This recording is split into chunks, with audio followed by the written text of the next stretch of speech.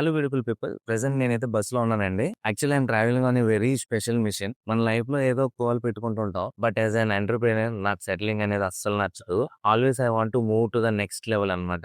And ఆ next level కోసమే I'm going to Vijayawada right now. So the good news ఏంటంటే Burma food junction is launching in Vijayawada. But చిన్న clarity ఇవ్వాలండి. నేనైతే వైజాగ్ నుంచి విజయవాడకి షిఫ్ట్ అవ్వట్లేదు. This is our first ever franchise. Yes, మన బ్రాండ్‌ని, మన టేస్ట్‌ని I'm handling over to a passionate partner there. నేను వైజాగ్‌లో ఉన్నా సరే విజయవాడలో మన బ్రాండ్ రన్ అవుతది. That's the power of branding. చాలా మంది నన్ను అడుగుతున్న క్వెషన్ ఏంటంటే, ఎందుకన్నా ఫ్రాంచైజీ ఇవ్వడం? నువ్వే ఓన్‌గా పెట్టుకోవచ్చు కదా అని.